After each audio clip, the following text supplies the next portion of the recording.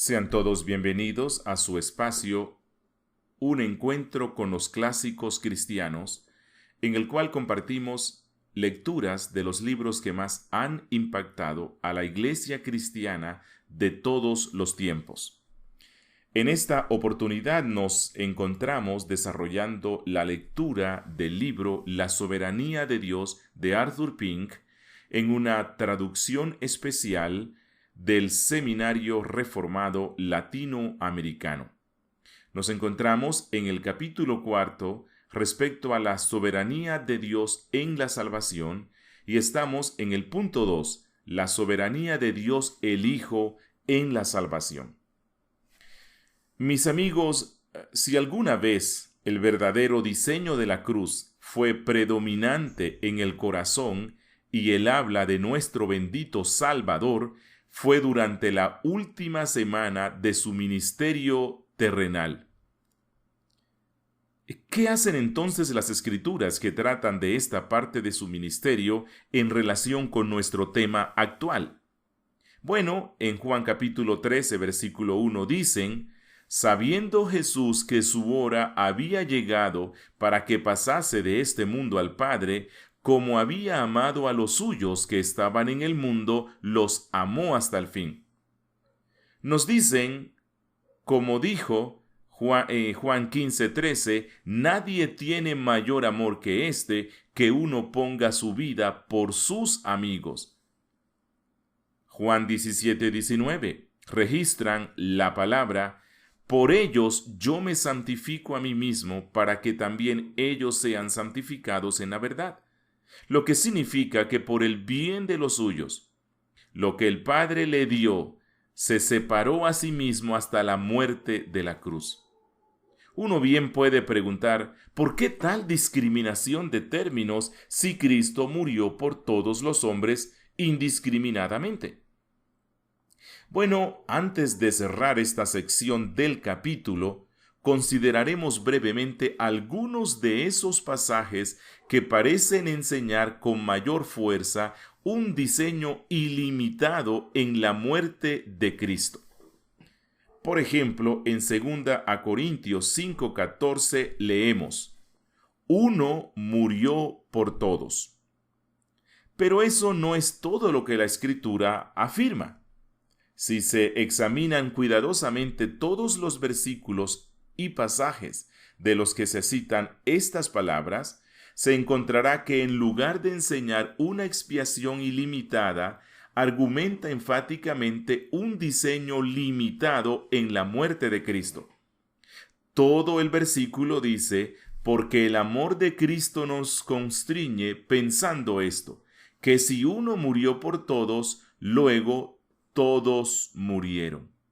Debe señalarse que en el griego está el artículo definido antes del último todos y que el verbo aquí está en tiempo aoristo y por lo tanto se debe leer así: pensando esto, que si uno murió por todos, entonces los todos murieron.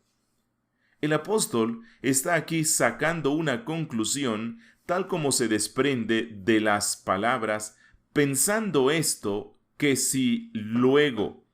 Su significado es que aquellos por quienes el uno murió son considerados judicialmente como muertos. También, el siguiente versículo continúa diciendo: y por todos murió, para que los que viven ya no vivan para sí, sino para aquel que murió y resucitó por ellos. El uno no solo murió, sino que resucitó, y también lo hicieron los todos por quienes murió, porque aquí se dice que ellos viven. Aquellos por quienes un sustituto actúa son considerados legalmente como habiendo actuado ellos mismos. A la vista de la ley, el sustituto y aquellos a quienes él representa son uno. Así también lo es a los ojos de Dios. Cristo se identificó con su pueblo y su pueblo se identificó con él. Por lo tanto, cuando él murió, ellos murieron judicialmente y cuando Él resucitó, ellos también resucitaron. Pero más adelante se nos dice, en el pasaje, en el versículo 17, que si algún hombre está en Cristo, éste es una nueva creación. Ha recibido una nueva vida, tanto de hecho como a la vista de la ley. De ahí que los todos por los que Cristo murió son llamados a vivir de ahí en adelante no más para sí mismos, sino para aquel que murió por ellos y resucitó. En otras palabras, aquellos que pertenecieron a estos todos por quienes Cristo murió, son aquí exhortados a manifestar prácticamente en su vida diaria lo que es verdad de ellos judicialmente. Deben vivir para Cristo que murió por ellos. Así, el uno murió por todos, queda entonces definido para nosotros. Los todos por los cuales Cristo murió son los que viven y que son aquí llamados a vivir para Él. Este pasaje enseña tres verdades importantes y para mostrar mejor su alcance, las mencionamos en su orden inverso. A algunos aquí se les llama a que no vivan más para sí mismos, sino para Cristo. Los así amonestados son los que viven espiritualmente, por lo tanto, los hijos de Dios, porque del género humano solo ellos poseen vida espiritual, y todos los demás están muertos en sus delitos y pecados. Aquellos que viven así son los que pertenecen a los todos, los ellos por quienes Cristo murió y resucitó. Por lo tanto, este pasaje enseña que Cristo murió por todo su pueblo, los elegidos, aquellos que el Padre le dio, que como el resultado de su muerte y resurrección por ellos, ellos viven y los elegidos son los únicos que así viven, y esta vida que es suya por medio de Cristo debe ser vivida para Él. Ahora el amor de Cristo debe constreñirlos. Dice primera a Timoteo capítulo 2 versículos 5 al 6, y este es otro texto que usan aquellos que se identifican con la expiación ilimitada, es decir, que creen que Cristo murió por todos. Dice primera a Timoteo capítulo 2 versos 5 y 6. Porque hay un solo Dios y un solo mediador entre Dios y los hombres, no el hombre, puesto que habría sido un término genérico y significaría la humanidad completa. Jesucristo hombre, el cual se dio a sí mismo en rescate por todos, de lo cual se dio testimonio a su debido tiempo. Es sobre las palabras, el cual se dio a sí mismo en rescate por todos, que ahora deseamos comentar. En las Escrituras, la palabra todos, tal como se aplica a la humanidad, se usa en dos sentidos.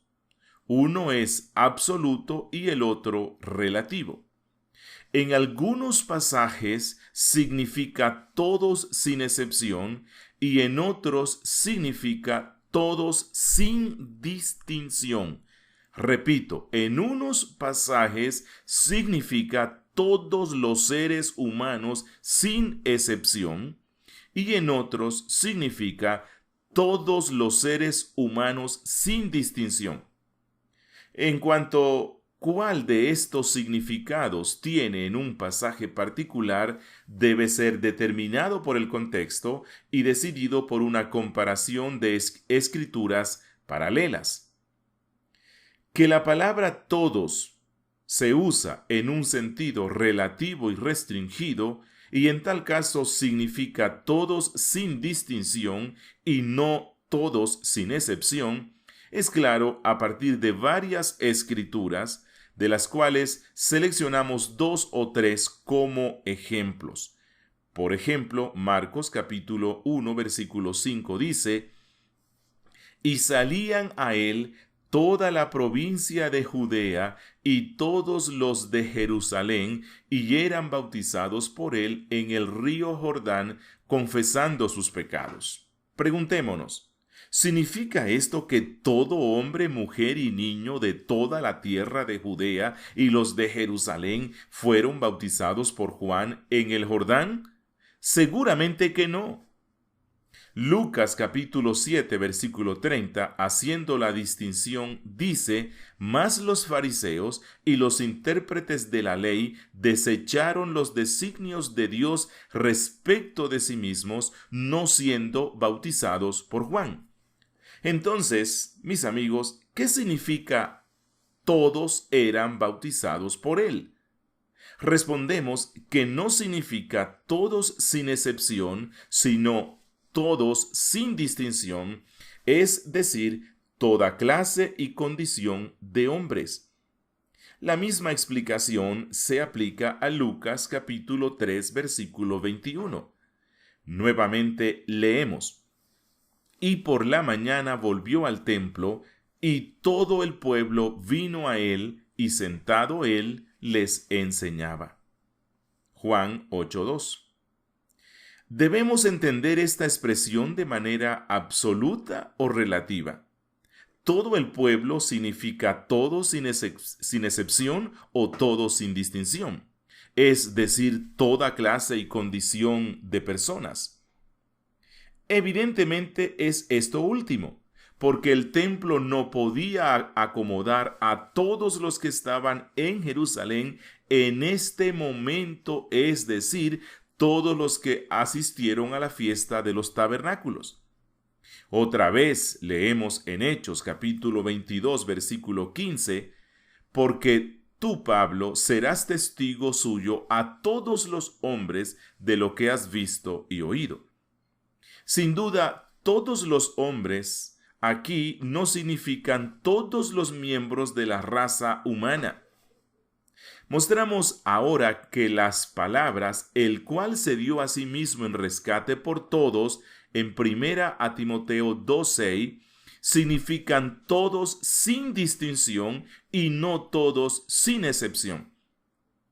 Él se dio a sí mismo en rescate por hombres de todas las nacionalidades, de todas las generaciones, de todas las clases, en una palabra, por todos los elegidos, como leemos en Apocalipsis capítulo 5 versículo 9.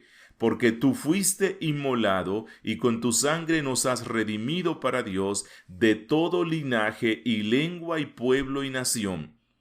Que esto no es una definición arbitraria del todos en nuestro pasaje está claro en Mateo capítulo 20 versículo 28, donde leemos: «Como el Hijo del Hombre no vino para ser servido, sino para servir y para dar su vida en rescate por muchos».